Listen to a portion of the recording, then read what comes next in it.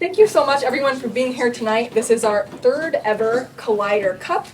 And really tonight is a night of celebration and community, and it's all about entrepreneurship and that environment that helps to make innovation thrive within a community. So my name's Amanda. I'm the Executive Director of Collider Foundation, who is putting on the Collider Cup tonight. So we are a Rochester-based nonprofit that really believes in the power of entrepreneurship and the power of entrepreneurship to help communities and the individuals thrive. So we believe in a community where anyone with a strong business idea and the passion to see it grow should have the opportunity to make that happen. So tonight at our third ever Collider Cup, we're honored to share with you the stories of 6 different graduates from our recent Co-STARTERS summer programming. So I'll share with you a little bit about Co-STARTERS before we get started. So Co-STARTERS is a program that provides entrepreneurs with a framework to help them think critically about their business idea and the next steps they need to take to make that happen. It keeps the process of starting a business simple and accessible and really just helps remove barriers to help people just get their idea started. So the entrepreneurial starters you'll hear from tonight either graduated from our 10-week cohort that started at the very beginning of July and just ended 2 weeks ago, or they graduated from a very intensive 2-day Co-STARTERS boot camp that was held this July through the support of the National League of Cities and the City of Rochester and Mayor Norton. So for those of you here tonight who went through the 10-week program, these individuals really got the full experience of Co-STARTERS and how it's meant to support a person's growth.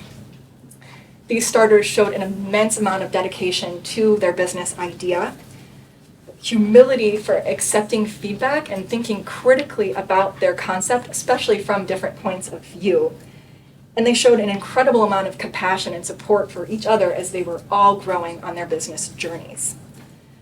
For the starters here tonight who completed our 2-day boot camp, this was an incredible amount of material to get through, process, and incorporate in a very short amount of time, and to keep moving forward and adding those lessons learned to their business idea outside of that time. A lot of really hard work as well, so congratulations all around to everybody who is speaking here tonight.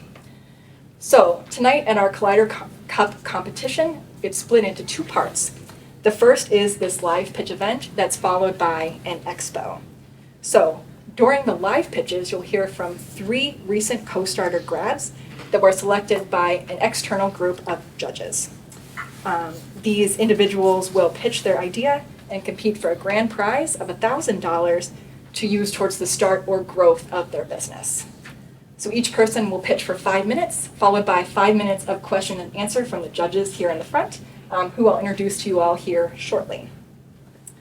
So after these live pitches, we'll hear from our last Collider Cup winner, and then invite you to join in an interactive expo portion of our event that'll take place behind you, but we'll get to that after the pitches, so stay tuned. But during the expo portion, you'll meet even more of our Co-STARTERS grads, and you can also visit the launch of our very first photo gallery, which is on display back there, which features photos taken by one of our team members here, Corey Stroman, of small business owners in the community. But we'll share a little bit more about that after the live pitches are complete here tonight. So before we get started, I just wanted to take some time to thank the many people who helped to make the Collider Cup happen. So first off, I wanted to thank our vet sponsors, Ultra Federal Credit Union, the Mayo Clinic Department of Business Development, and Midwest Bank for being sponsors of the Collider Cup. So thanks so much for believing in what we do and believing in a community where entrepreneurship can thrive.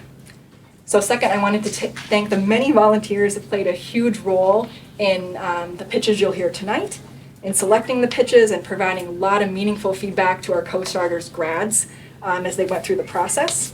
This includes James Clinton of Red Wing Ignite, Mary Jacobs of St. Mary's University, Chris Shad of DMC, and Eric Noonan and Jonathan Beringer from Mayo Clinic. So these individuals took a lot of time to go through our applications for this process and provided a lot of really great feedback to the entrepreneurs to help them along their learning journey. So Co-STARTERS is really a community event, so I also wanted to briefly thank people who volunteered their time during the summer, including Levi Sauerbrei, Eve Meyer, Chelsea Low, Taylor Gilbert, Christy Millering, Lynn Baldus, John Beatty, Aaron Keenan, Christine Beach, and Becca Sell. Okay, so now on to the live pitch part of the competition. So for the next 30 minutes, we invite you to sit back and listen in as 3 of our grads pitch their business concept, followed by questions from our panel of judges. So the questions during the pitch competition will only be from our judges, but these starters will be at the expo shortly after this is over, so I encourage you to stop in and talk with them and ask them your questions during that time. So tonight we're very grateful to be joined by 5 judges here in the community. So I'll introduce them, starting over here with Scott Joseph, who's a relationship manager in business banking at Ultra Federal Credit Union, and has a lot of experience in lending, various lines of credit, including SBA and microloans. Seth Eisenman, who's a senior licensing manager in orthopedics and diagnostics at Mayo Clinic, and helps to commercialize Mayo Clinic IP, and also is involved in some family business as well. Joe Eslate is a licensed real estate agent in Rochester, and he enjoys helping his clients find a perfect home through home ownership. And his background is finance, and his previous job was working for a community nonprofit. Chris Armstrong transitioned from law to yoga therapy, and now advocates to help people empower themselves. So she's been a yoga teacher since 2014 and started her own yoga business in 2018.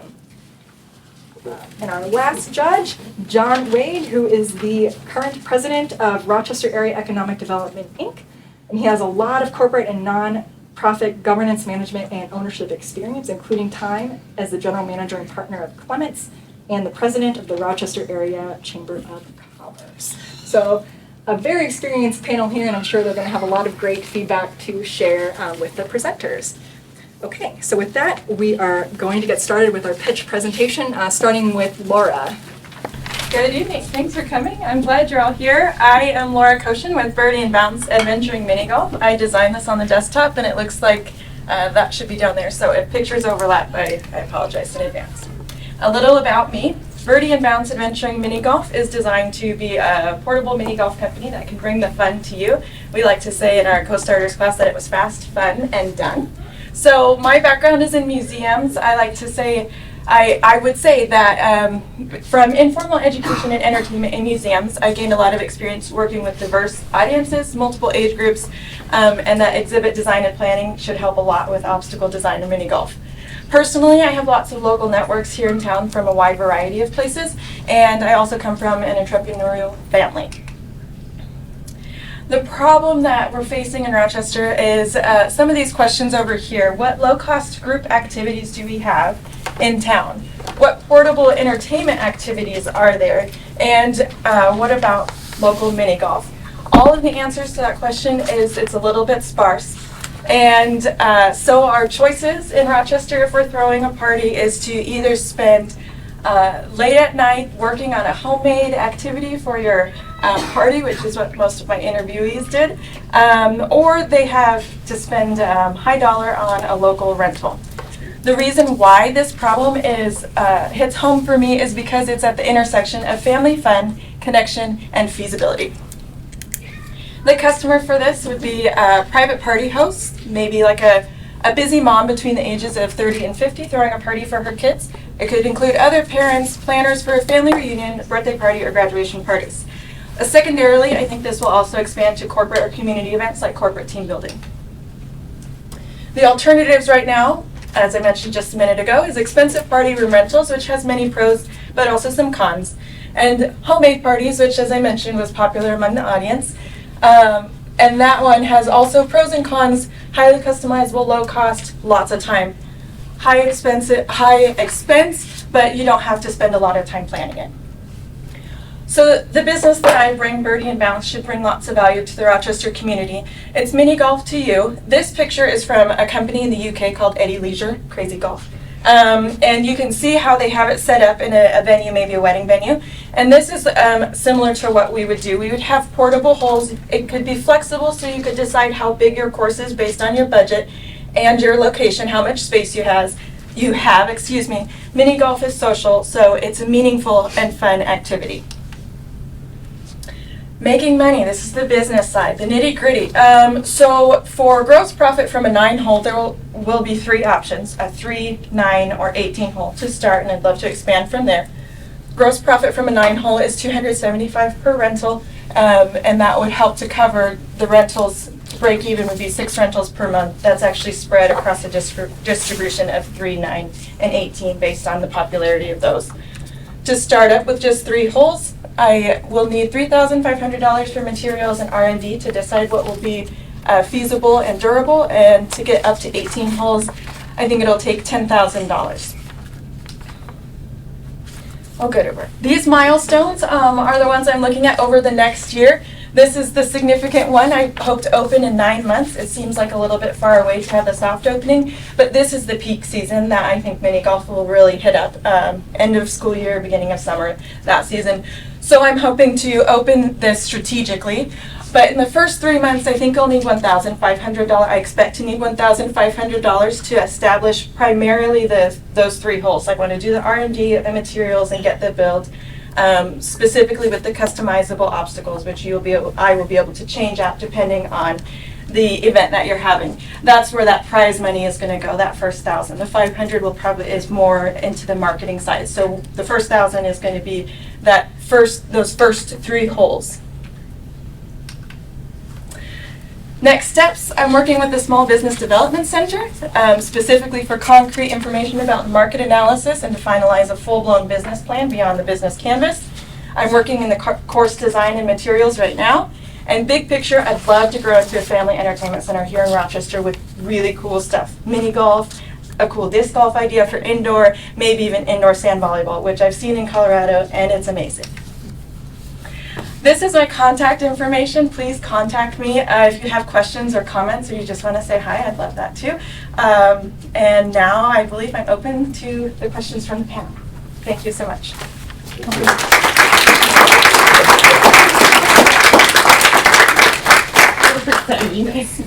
All right, questions for Laura. I'll open up to the judges. So somebody hires this, so it's $275. $270 is the profit. So What's the price to do it? So the 9-hole would be $350 for the whole package. So it would include the clubs and balls and then delivery to your site, pack up and go home. And then one staff person for this, or is that necessary? Or? So depending on legal counsel, I think the liability waiver would be able to say that it would be okay, and then there would be a damage deposit. So we would just drop it off and then come back to pick it up. And that's what I've seen other companies around the world do as well. Was the design we saw something you have in mind for this? We saw the one from the UK. Similar, but feedback from around the community says that using that much wood makes it very heavy, which, I'm into powerlifting and I'm not. You will be. But, no, wheels are great, science, physics. No, but so I have looked into some theater prop design, and there's some really great innovations in that. I don't know how long ago, because theater's been around for ages, right? But the prop design that's used nowadays involves a compact styrofoam in between a wood frame, so that can help it stay light and durable. So that's what I'm looking toward. But a similar image. I actually have pictures at my booth of other images that I'd really like to incorporate of similar obstacles. Thank you. Thank you. Do you want somebody in mind to build? I don't yet. I have gotten into DIY a little bit myself, and I've reached out to my immediate networks, and then I will expand beyond there. I know some of them are in theater. I don't know if any of them do theater prop design. That could help me dig into that. Thank you. Thank you. Yes, over here, Steve. Laura, how long would it be able to keep the 9 holes for $350? So the original plan that I have is to have that as a 1-hour rental with a small fee to add additional time, and then that would include the fee goes up a little bit for 18-hole and down for a 3-hole. The 3-hole comes in under the other local portable rentals. The 9-hole is a little bit above that. I have a question. So for these rentals, like someone looking for an affordable option, could like the 3-hole, could it be delivered to like someone's basement in their house for like a kid's birthday party, right? Yes, so that is what is very exciting about the portable flexible option is I could set it up like in here, it could like go around this way for a corporate event. You could put it in your hallways through your house or in the basement. And I'm hoping that that will be a really big market in the wintertime because Minnesota winters just, you know, carry on forever and ever. So that's the idea with the portable options. So initially you were talking about potentially having the age target be children. Mhm. Is there going to be a plan for maybe adults, or would those courses be different between age-specific children and adults? I think the main change would probably be in obstacles, but there may be a difficulty change. The mini golf courses I've seen, like I've gone to Lark Toys near here, which is about 35 miles away, and played with ages ranging from 65 down to 4. And actually, there was a 2-year-old, my son is 2, and so he was there. And we all had a great time on the similar complexity par scorecards. That's where things will really change. And the obstacles, I will have like an infrastructure, like a frame, and then I could put just a faceplate on it. Like I could put the collider seat right on the front. You could go through the seat or have an obstacle special for an event that would be here, for example. So that would make it a little bit easier to theme it for a younger age or an older age group. Does that answer your question? Yes. Thanks. How do you transport this around? Right now, the plan is to put it in the back of a minivan. So the build and packing it up will depend on that space, which is also why we're starting with 3 holes. And the transport is, I could use a two-wheel, not a two-wheel, a rolling cart, you know, the ones that fold out and like this, I don't know what it's called. Sure, Go-karts. that's fine. So yes. Any other questions? When would you start booking this? When would you like to be operational? I'd like to have the 3 holes available for to start using in 9 months, so beginning of the summer, end of the school year. But I would be able to book a little bit before that. Like you could reserve it before that, but the party or the event couldn't happen until about 9 months from now. So people are making those plans, so you'd start doing this in the spring at some point, or? Mhm. Okay. Thank you. Thank you. Thank you very much. Thank you. Start now. Hello, everyone. Thank you for coming this evening.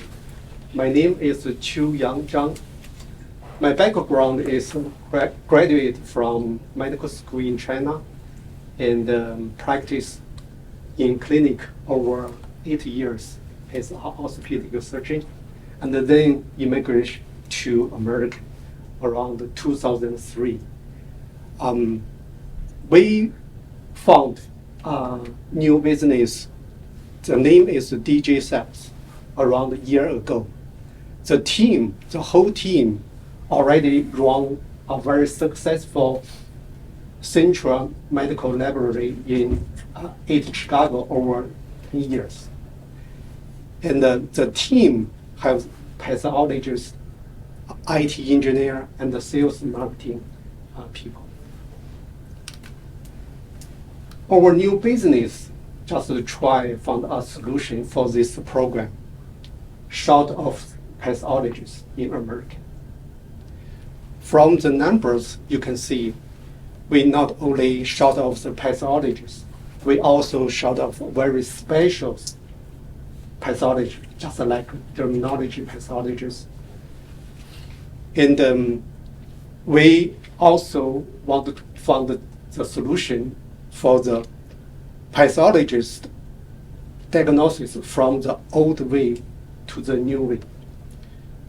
Now, around 19% American hospitals, they still use microscope to read the slides, to read the tissue, and then send out the diagnosis report through the paper. So we try use the digital pathology solutions offered to all the community hospitals, central laboratory, research, pharmacy company, even the college and university for the education. So that's our customer for our business. Our business include 3 parts: hardware, just like this machine, this digital pathology scanners, they can slide 400 slides in one load. The second part is the software. We not only for the diagnosis with the pathologists, we still looking for the AI software in the future to support the local, to support the hospital, to support the diagnosis from pathologists. The third part, we do the service. This service is very special. Just like now, many pharmaceutical companies, they need slides, tons of tissue to try to build the diagnosis software. So we offer this service. We hire our technician to slice a couple thousands tissues every day for the research, for the diagnosis, for the storage. And our business value is close the gap, short of the pathologists, and make the diagnosis quickly, correctly, and take care of the patient very well. Even we try to support the education, to support the new drug, new medicine to development. Our business looking for the make the money is around 6 months, just like around 3 years later, because we already get a capital investment, and in the following 3 years we still need more cash flowing. Maybe the cash flowing come from shareholders and investors and some sales. The milestones we looking for sales.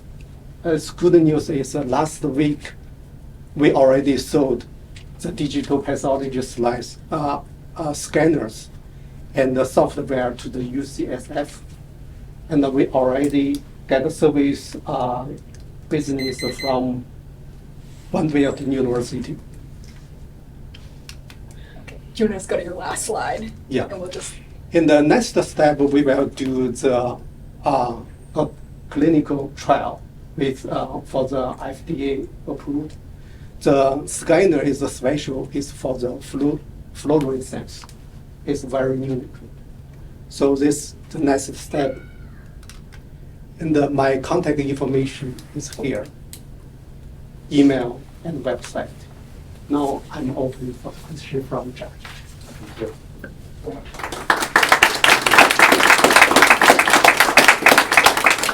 So your initial sales to UCSF and Vanderbilt, is that for research only because you're currently pre-regulatory? Exactly. Okay. Exactly. So is that where you're going to focus initial, is that pre-regulatory market of customers and to ramp sales in that market sector specifically, and then try to focus on regulatory approval for clinic?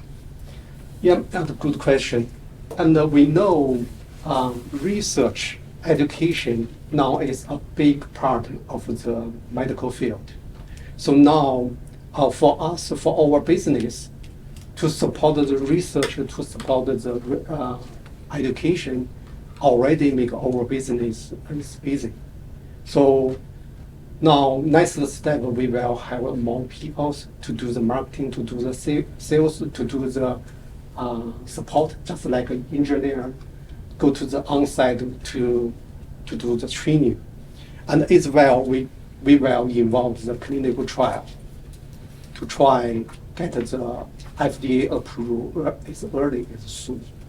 We already have a special team. They work for the regulation with FDA, and they told us they hope just 1 year we will get FDA approval successful. Thank you. Do you have a, forgive me, the company's based in Chicago, Yes, I be here. and you're here because you practice medicine here, or? No, I just do the support the marketing and operation for the company. I work from home. And another reason I like involve Rochester more, because in the future, we will set up a local team at Rochester. We will need a new office space here, because Mayo Clinic will be a big demand for the digital pathology. They already very successful with digital pathology already. They have around 100 digital scanners in the Hilton building. And now we try make the local team support the biggest customer. So we don't have a partnership yet in any way with Mayo. No. And our team is own this business. It's still not partnership with Mayo. Dr. Zhang, so Mayo Clinic and Mayo Clinic's labs specifically is a competitor for digital pathology with you? Not yet, but they already work with Philips and Leica, because we just found this business 1 year. And the Mayo Clinic already started digital pathology a couple years before. They are very successful. I think they are the first hospital in America start digital pathologists. But So- we looking, So the competitive landscape has got to be pretty extensive. yes, for the nationwide. What makes you different than those big companies doing the same thing? Quickly, just like this machine is 4 slides. And now on the market, some is 5, some is 20, some is 40. One machine come from Japan is only 120, but our machine is continue scan 400 slides. Each slide only 25 seconds is done. Where will you have the machines built? The build now, most part is come from mainland China, and some part is based in North America, for the very, very special filters, just like, because these are scanners, they need images. The special part, just like filters, must be made in America. For the mainland China, that's part just for the box, and for some small, the major part is not the major part. Thank you. Can I ask one more? Go ahead. Just quickly, do you have any intellectual property filed? So any patents, are they pending or issued? No, because just like, that's the camera, that's scan part is coming from Leica. We work with Leica, and some software part we work with Microsoft. Thank you. Thank you. All right, thank you.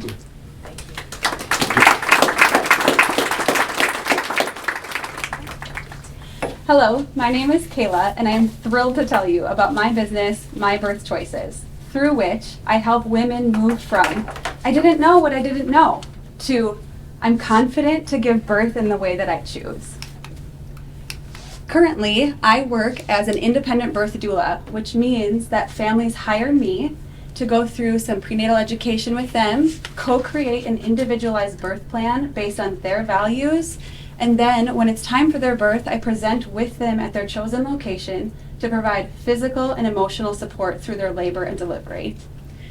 I have unique qualifications in that I also have practiced 8 years as an RN. I have 3 unique birth stories of my own, and I work as a midwife's assistant in a thriving home birth practice. So who is my primary customer?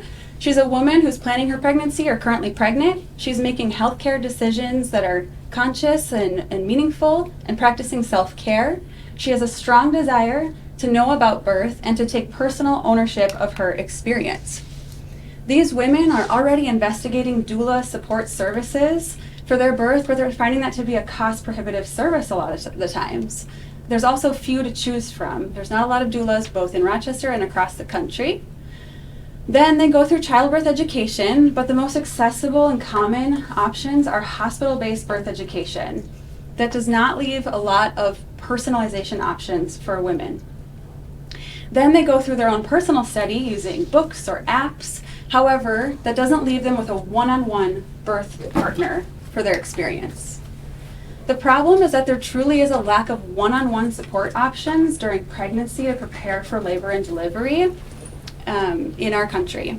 This leaves women and their partners with a lot of unanswered questions and uncertainties when they enter the birth room. The truth is, if you don't know your choices, you don't have any, or many at all. And that's not a good way to feel when you're giving birth. I also, as I mentioned, work as a birth doula, and the most common birth reflection phrase that I hear from clients who have birth history is, I didn't know what I didn't know, and had I known what you're telling me now, I would have chosen completely differently. So in enter my birth choices. Doula work is joyful work for me, but I'd like to offer similar support on a broader cultural scale. My website has a live blog that serves as an introduction to my voice and an introduction to uncommon birth choices. Those who resonate have the opportunity to purchase digital birth courses that I will be creating, and or birth partner services, which includes those education courses and one-on-one support with me through messaging and set video connection calls before their birth. This brings a lot of value for people who are expecting, in that the free blog just gets people thinking. It's that, I didn't know you could do that, I didn't know you could request that, those types of things. And it's inspiring for people to hear from others who have chosen differently. The digital courses are birth education rooted in birth physiology first, and then me sharing real life examples from my work of how women achieve this. Birth partner services is that education plus support with me, contact digitally throughout their pregnancy, and then postpartum as well. So let me break down how we'll be making money. The individual courses I'll offer, for example, may be preconception and early pregnancy, preparing for labor and delivery, and then postpartum as well. Those courses can be purchased individually, or they can be purchased as a package. For those who want that individual attention, they can book birth partner services, as I've mentioned, that allows contact with me throughout the pregnancy. In order to get this going, I have a few material costs, which I've already funded, and now I just need to buy some support services so I can be removed from my day-to-day tasks as a busy mom to focus on building my materials. Upon launch, if I can sell a conservative 1 membership a month, 1 course package a month, and 8 individual courses a month, it'll take me about 4 months to recuperate my expenses. My most important next step is that I need time to outline everything that's in here and that I already do in person with doula clients, and to make it a digital pathway through my courses and through my birth partner services systems. I want it to be very fluid for the client. If I win the prize money, my first 2 months of hired support will be funded, as I'm budgeting about $500 a month to get that going over the next 6 months. So in the next 3 months, I'm hoping to get my outlines down and my pathways, record, build, and sell. Thank you.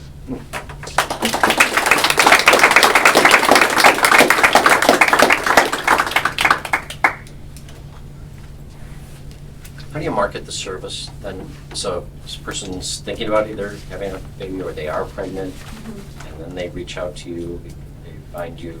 Yes. So right now, my strongest connection points are the community that I already serve as doulas, and then again in that midwife community that I work for.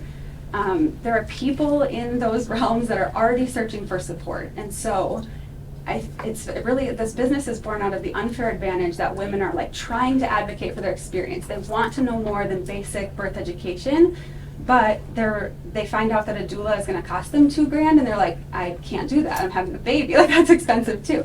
So then what's already happening is previous doula clients are saying, hey, Kayla, could you just talk to my friend? Could you like book a meeting just so that they can have one-on-one time with you and at least get some of their questions answered? And that's how I've already secured my first client, actually, as of today at 2:30 this afternoon. Yeah, that's very timely. Yeah. Good for you. Have you identified what the need is in this area? Just by being a woman in this community Right. with a large social network, yes, very much so. Through formal like market research, I have not yet. I'm just curious, like how many babies are born and how Oh, many babies sure. are born to parents that can afford you? Sure. Great questions. I don't, off the top of my head, know that.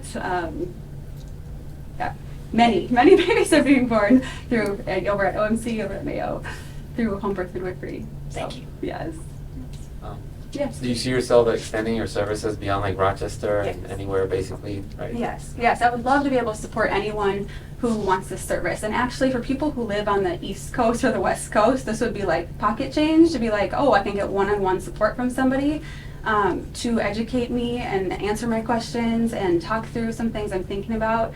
That's probably a big draw for places outside of, Rochester and outside of the Midwest. However, my goal to start is really to focus on connections that I already have Sure. through people I've already served and then their family and friends and kind of building up that way, because I do want intentional time with a smaller group. I don't want to rocket to the moon with this like right away. I want there to be intention. Sure. So going along with that a little bit, so Yeah. as you kind of start to market this and really build yourself as the advocate, Yeah. and how many people can you kind of see in your one-on-one? Like, what's the capacity of that? And Sure. then as you look to scale this, how do you kind of take it away from you being the face of it and more of a generalized for, so you can mass do this or scale it in a way that you can bring in other doulas Sure. As those advocates as well? Yes, I have thought about that a little bit. So, how I hope to start is with, probably one client a month, but my max I'm feeling is going to be about 5 or 6 clients a month. Each meeting that will be scheduled with me, and there will be 3 to 4 from prenatally and then the postpartum visit as well. Those are each going to be about an hour and a half, and the reason I want that to have them be honed and at the hour and a half mark are because we're going to, ahead of time go through some like questionnaires and things so we can really hone in on what do you need, what do you want. Stick with those 5 clients a month or so, and then yes, as I grow, I do hope to collaborate with other doulas, some of whom I already know and some of whom are currently being trained to be doulas, to share what I have created and then have them join in. So, Thank you. yeah. So based on those numbers, what kind of money are you going to be making? What's the margin? Yeah. So, if I can go back here, I love this business idea in that a lot of the costs are one-time costs to get things digitized. So the courses will be digitized, and those will be, again, for purchase, one by one. The service doesn't have a lot of extra cost to it as well, especially once I have the time to build it to be fluid. Because what it would look like then is a client books the service, they answer questionnaires so I can really personalize their visit. They visit with me, 1 to 2 to 3 times prenatally, and then again postpartum. So I am sorry. Can you please repeat the last part of your question? Now I feel like I'm wandering. What's the margin? The margin. Oh, okay. Just there's not a lot of cost other than my time at that point. It's video connection calls. It's maybe providing a few resources that are mostly already digital as well. So as high as $650 per client booking. Got it. Thank you. Kayla, who or what is your primary competition right now? So besides doula services, which do offer a more personalized experience, which is why it's more expensive because they attend your birth and they support you physically. So they would be a competitor. There are some online birth communities that do offer, take my birth education course and then you're a part of a community. I am not familiar if you can book one-on-one with some of these women I'm familiar with their businesses that are the online community option. But there are also just, several online people doing similar communities. So I think the unique advantage for all of us who are in that space is our voice. So someone is going to book with, ABC Birth or whatever, because they love her voice and her experience. They're going to book with me because they love my voice and my experience. So it's personalized that way. Thank you. Yeah. Thank you. Okay.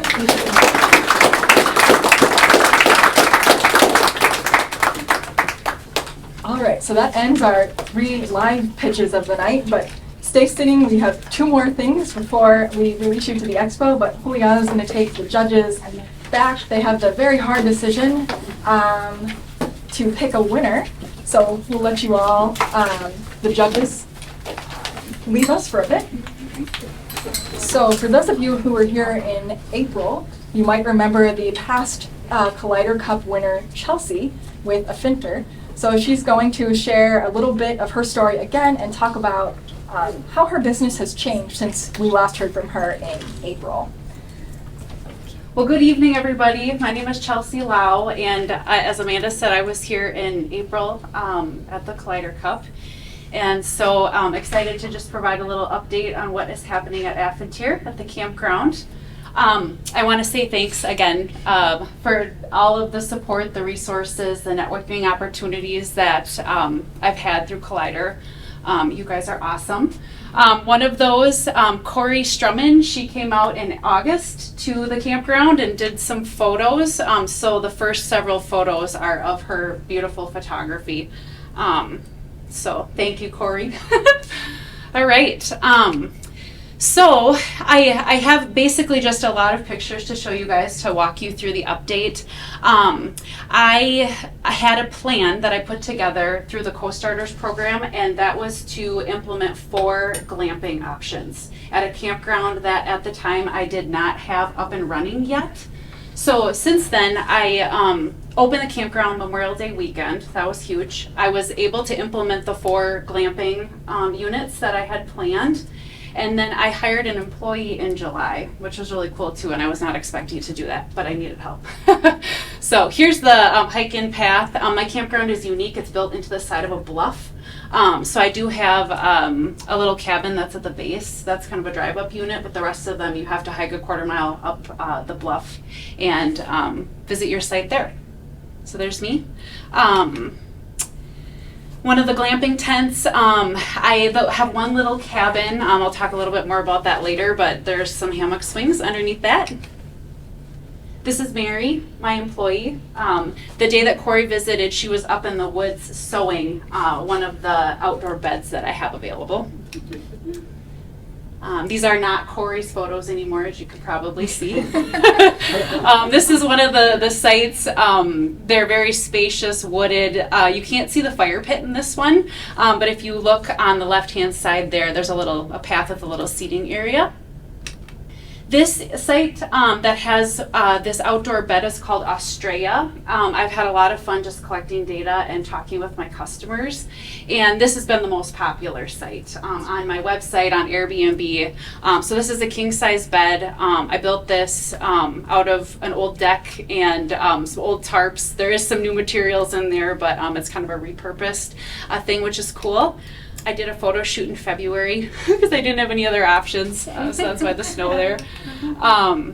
Fire pit area, and then the seating area. You can see the bluffs. The outdoor bed is in the background and the sun setting. So Australia, all the sites are named after the trees, the genus names of the trees that are on the property. So when I was giving my pitch, I said, if you give me the prize money, I'm going to buy a toilet. And so here is the toilet. This is nice. My Sunmar composting toilet. We got this up and going in June. So I do have a little sign in there that thanks Collider for their contribution. So anyway, if you're ever up there, look for the sign. So what have I been learning? What are my key performance indicators? Number one are my customers. So I was expecting kind of millennial Gen Xers, some younger boomers. I'm finding that I have a lot more families with young children than I was expecting. I had to buy some toddler mattresses and setups. And then also people in the 60 to 70-year-old range. So that's very cool. Solo campers are a big deal. All genders, all ages. I really would like to, I have done solo camping myself, but I would like to understand that more and possibly look at like how could I provide education or opportunities for people to do solo camping and learn about that.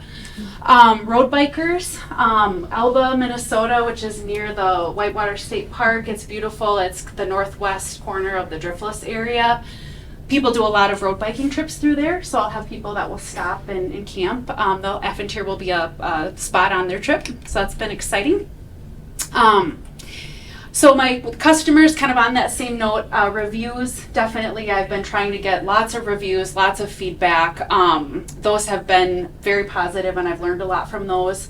Are people making recommendations for Affintier? Am I seeing repeat customers? So the reviews have been really good. I've been happy with those. I have had guests that have come at the recommendation of somebody that stayed earlier in the season, which is super cool. And I've had about 4 different groups that have done repeat visits. So that's all positive for me, and I'll continue to monitor that. I also allow pets at the campground, so how many people are coming with pets. Things of that nature. The other piece on the financial end of things, I am obviously monitoring if I can pay my bills, but I had budgeted my expenses a little aggressively, and I've actually had less in expenses than what I was anticipating, and the campground is positively cash flowing, and I am incredibly shocked by that. Yep, I'm about, you know, I've had a few years of having to pay Affintier's bills, so it's, you know, it's got to make up for that, but I'm really excited that I have a positive operating margin, and I have a relatively low occupancy rate because I'm just getting started, and so there's just lots of opportunity for growth. So my next, my plans kind of for the next year, increasing those revenue opportunities. So I've got to get more bookings. I have add-on opportunities that I could look at for people, whether that would be selling like camp meals. I already sell firewood, some things like that.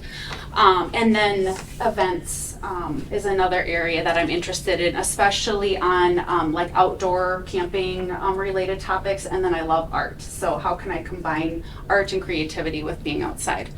Partnerships and collaborations, super interested in as well. I've done some, not as much as I would have liked, but some really fun things.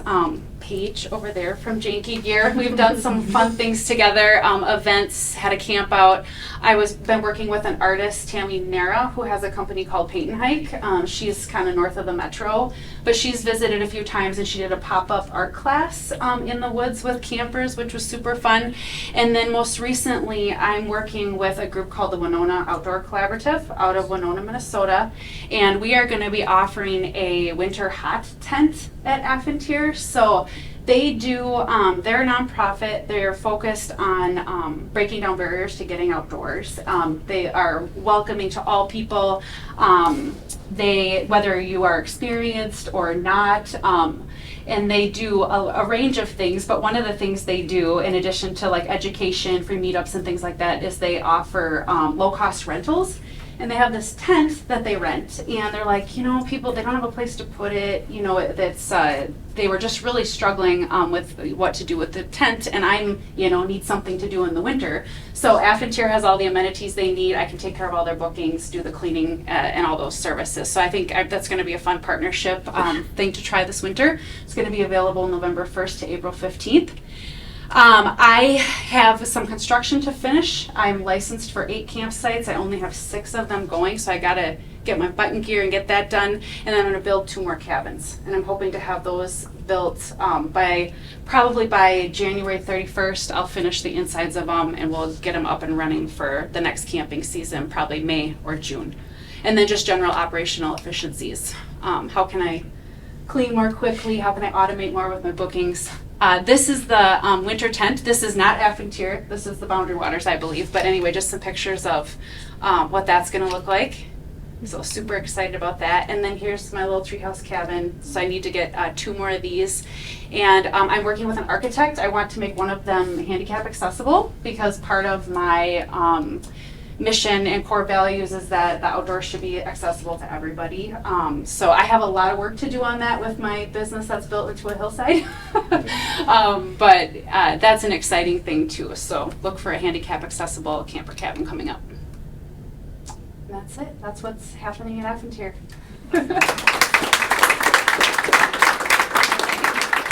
Well, thank you, Chelsea. It's so cool to hear back from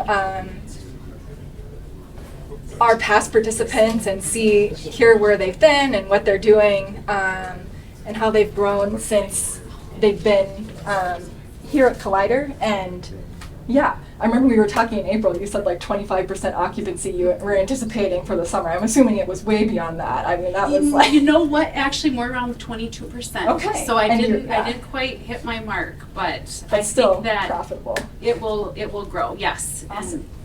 Well, congratulations. So cool to hear from you. Thanks for coming back and doing this. Appreciate it. So just have 5 more minutes with you before we release you to the expo portion. So our board chair was not able to make it here tonight, so you have me again, just for a few minutes to share with you a little bit about Collider. We're actually getting ready to celebrate we did celebrate our 7th year in business this July, and in just a few weeks we're getting ready to celebrate our 4th year as a nonprofit. Incredible amount of work that's gone into this over many, many years, well beyond that 7. So just wanted to tell you a little bit of our story. Really from the start, a lot of you have been with us since the start. We've been about supporting entrepreneurs and those people who are taking really big risks. We've always been part of the entrepreneurial community here in Rochester. We started as a co-working space in 2016, really just after seeing a need to create a space to bring entrepreneurs together, to create a space where people felt welcome, supported, and can grow their idea alongside other people doing the exact same thing. So we spent 3 years here in the community above Blue Duck, bringing people together to connect and collide, to spark new ideas, and met an incredible amount of great people along the way. Beyond the co-working space, we've always been very heavily involved in the community. We were involved with bringing 1 Million Cups Rochester to the community, Global Entrepreneurship Week, Walleye Tank, and Startup Weekend alongside many other incredible partners here in Rochester. So throughout the process of growing the co-working space and building entrepreneurial community, we actually realized we were doing a whole lot of education and a whole lot of connections of people to resources that really went well beyond what a co-working space actually does. So with the help of the Kansas City-based Ewing Marion Kauffman Foundation, we launched the 501c3 nonprofit Collider Foundation in 2019 with the mission to activate, connect, and empower early stage entrepreneurs here in Rochester, Minnesota. Our first work as a nonprofit was around removing barriers for people who were most disconnected from networks of support. So connecting early stage entrepreneurs to resources here in the community that could help them grow. This pilot work was focused on removing business barriers for female, Black, and Hispanic entrepreneurs and involved the work of some incredible community advocates here in Rochester, and really has formed the basis of what we do today as a nonprofit. So why entrepreneurship? Why is it important? You know, all of you are here today because you know the answer to this question. You are entrepreneurs. Are you involved in supporting the entrepreneurial process? What most people aren't aware of is that small businesses actually create more jobs every year than large organizations, and new companies create an average of 3.6 jobs within their first year of operation. Before COVID, entrepreneurship was actually in a 30-year low. Since 2020, we've actually seen the first spike in new business formation for 3 decades, but this was largely because people had to start a business. They had no other choice, not that they wanted to. And who is an entrepreneur is also changing. But the problem is that everybody who wants to start a business doesn't have the same chance. People who are connected into networks of support have a better chance to get their business off the ground. Starting a business is already an incredibly hard thing, And if you aren't connected into those resources, that makes it even more challenging. And we also noted there was a huge lack in early stage support for businesses in the community, especially around people who have an idea and just don't know what to do with it. And without something to help those people move forward, those things just don't get started, and we don't see them here within the community. So to solve these issues, or to help solve these, we launched Collider Foundation. These are some of the beautiful faces of some of our board members, some of our staff, past and present, who have worked alongside us over the past several years with our mission to activate, empower, and connect early stage entrepreneurs and really build a community where anyone who has a good business idea and passion to see it grow can have the opportunity to see that happen here in the community. So we help entrepreneurs in 4 basic ways. The first is through one-on-one startup support. So this is really very personalized support to help people think through their business idea, feel supported and seen, and work to create the best way to get their business started or get it moving forward in the community. We still have co-working space, so you're in our newer co-working space, still rooted in building entrepreneurial culture and creating that welcoming space for people building businesses to do that together. Our education helps to provide a strong framework to build a business upon, and storytelling, we remain the only entrepreneur-focused storytelling platform here in the community, really elevating, amplified stories of early stage entrepreneurship that otherwise would remain untold. So this work helps entrepreneurial dreams come to life. It raises the visibility of small businesses. It solidifies business concepts, and it surrounds innovators with a supportive community. So tonight you heard from some graduates from one of our Flagstaff education programming, Co.STARTERS. So Co.STARTERS really helps to keep the process of starting a business simple and accessible. Since we started running this program 1 year ago, we've had 28 people complete the program. 25 of those individuals are still in business today. This is from our last Collider Cup, which was our first 2 cohorts together. But you know, we've done a lot of work, and others in the community have done work over the past several years to help anyone with a business idea get that idea off the ground and have the same chance to make that happen. But there's still work to be done, especially around longer term support and more in-depth support for entrepreneurs to help their idea become a product or service and to help them start to make sales. So we are a community-based organization, and we need the help of the community to help support growth of more entrepreneurs within our ecosystem here. So you're all here for a reason tonight. You believe in entrepreneurship. For me, I've been involved in Collider way before 2016, way before we started as a nonprofit.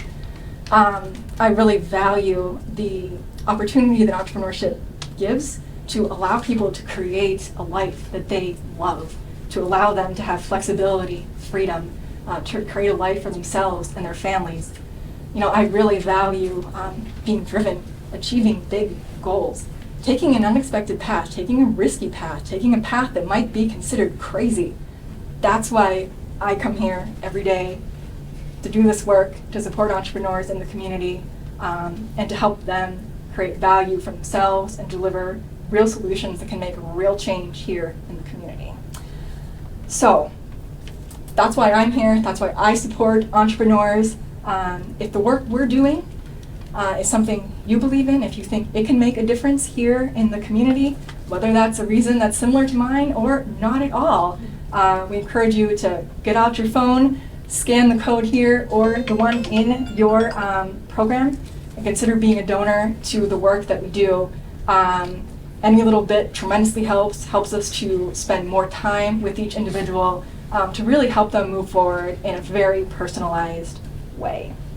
So we're very grateful to you all for being here tonight, for supporting this work, for supporting these entrepreneurs. So we can move on to the second part, which is an expo.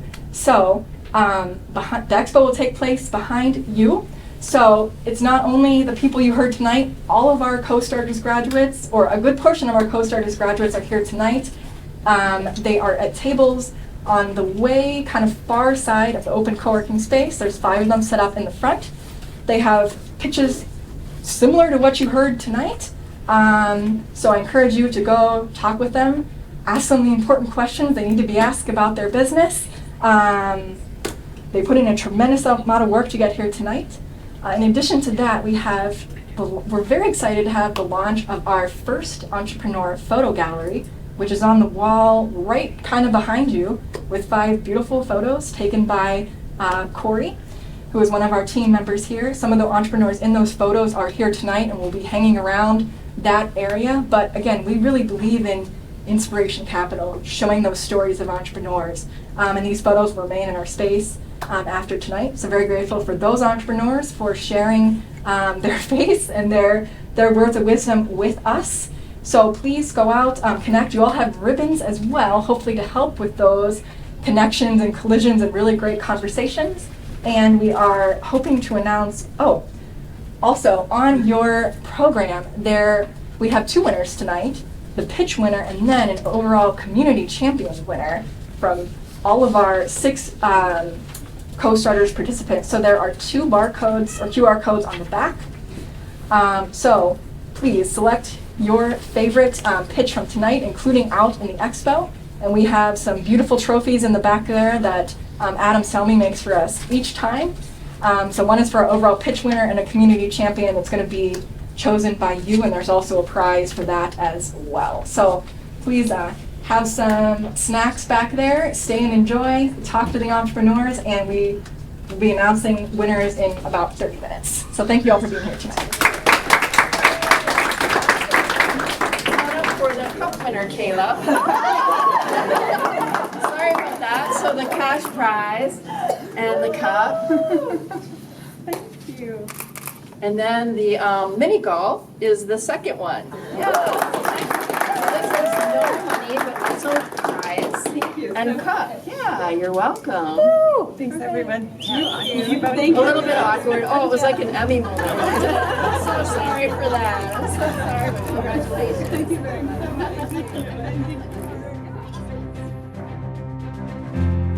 Hi, I'm Kayla, and I just won the Collider Cup, which is very exciting. I learned about Collider Cup through last year's event. I saw it online and thought that would be really fun to see people share their new business ideas. To me, this means that I have been supported on this journey, and I am going to get to continue my journey in my business, which is so meaningful. I feel confident in my next steps in my business, and I know that anybody can do this with the support that Collider provides.